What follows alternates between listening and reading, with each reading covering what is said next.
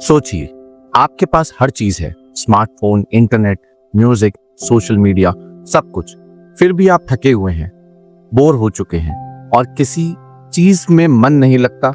क्यों? क्योंकि हर दिन हम एक अदृश्य नशे में जी रहे हैं। उस नशे का नाम है डोपामिन। यह वही चीज है जो हमें बार बार फोन चेक करने पर मजबूर करती है, वही जो हमें असली काम से हटाकर तुरंत खुशी देने वाली चीजों की तरफ खींचती है।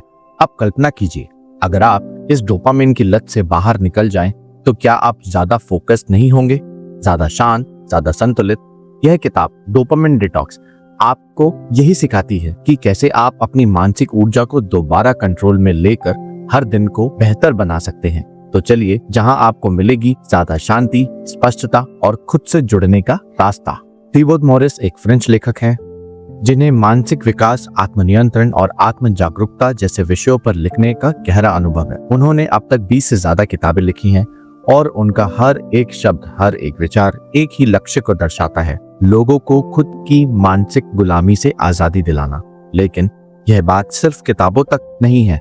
थिबो का यह मिशन उनकी खुद की जिंदगी से निकला है। एक समय था जब थिबो भी बुरी आदतों से जूझ रहे थे। हर बार काम पर बैठते, लेकिन कुछ ही मिनटों में ध्यान भटक जाता। फेसबुक, यूट्यूब, नेटफ्लिक्स, यह सब धीरे धीरे उनकी मानसिक ऊर्जा को खा रहे थे। वह थक चुके थे, लेकिन उन्हें पता नहीं था कि वह किस चीज से थक रहे हैं। उनकी बॉडी नहीं, दिमाग थक गया था ओवरडोज ऑफ डोपामिन से। एक दिन उन्होंने खुद से एक सवाल पूछा, क्या यह वही जीवन है जो मैं जीना चाहता था? इस सवाल ने उनके भीतर की खोज को जन्म दिया। उन्होंने न्यूरोसाइंस पढ़ी, हैबिट्स की किताबें पढ़ी और सबसे जरूरी, खुद पर प्रयोग किया। उन्हें एक बड़ा सच समझ आया, जितनी देर हम अपने दिमाग को तेज और आसान सुखों में उलझाए रखते हैं, उतनी ही मुश्किल होती है गहरी खुशी और फोकस और सुकून को पाना। यहीं से जन्म हुआ इस किताब का, जिसका नाम है डोपामिन डिटॉक्स। यह लेखक की खुद की यात्रा है। अब हम जानेंगे डोपामिन क्या है। यह ब्रेन में रिलीज होने वाला केमिकल है जब सब कुछ अच्छा होता है, जैसे किसी की तारीफ, मीठा खाना, रील्स पर लाइक मिलना।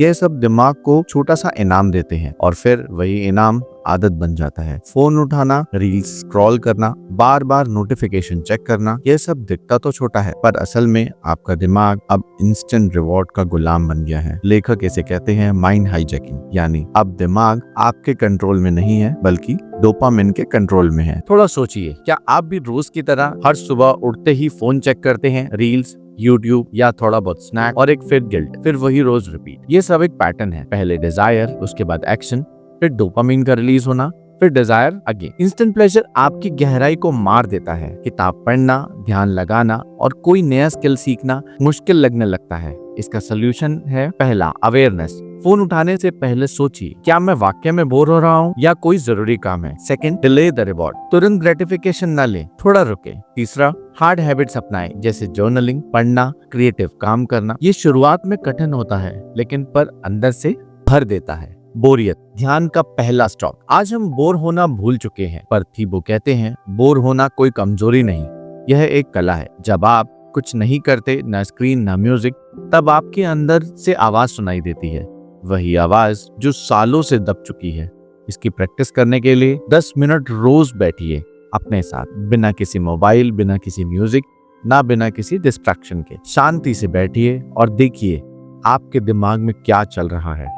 यही साइलेंस आपको क्लैरिटी और क्रिएटिविटी देगा। डिजिटल ओवर स्टिमुलेशन, यानी मानसिक थकान की असली वजह। हर नोटिफिकेशन, हर रील एक छोटा सा रिवॉर्ड है, और जब आपका दिमाग बार बार इन्हें पाता है तो असली रिवॉर्ड बोरिंग लगने लगते हैं। इसका असर होता है ध्यान की शक्ति कम होना, भावनाएं यानी इमोशंस का डल होना, दूसरों से तुलना करके अपनी सेल्फ वर्थ को गिराना। इसका समाधान है डोपामिन फास्ट, यानी डोपामिन को अवॉइड करें, यानी कि हफ्ते में एक दिन बिना सोशल मीडिया या कुछ घंटे बिना सोशल मीडिया, सिर्फ खुद के साथ। Second, delayed gratification.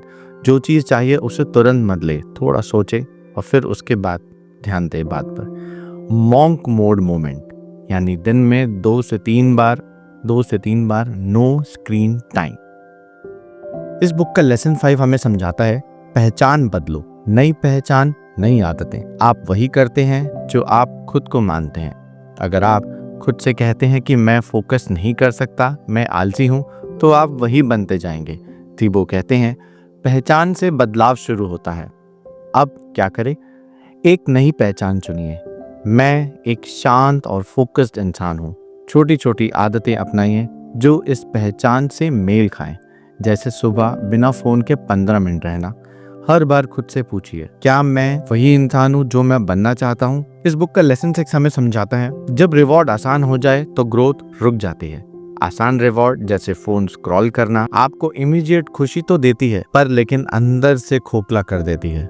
इसका समाधान है, हर दिन एक मुश्किल लेकिन जरूरी काम करें। बिना मन के भी किताब पढ़ें, ध्यान लगाएं या अकेले समय बिताएं, बिना फोन बिना स्क्रीन के। जब कठिन काम करने की आदत बनती है तो आपकी विल पावर बढ़ती है। असली रिवॉर्ड तुम्हारे अंदर छुपा है। जब कोई स्क्रीन नहीं, कोई आवाज नहीं, तब जो बेचैनी उठती है वह बताती है कि डोपामिन डिटॉक्स की सबसे ज्यादा जरूरत आपको ही है।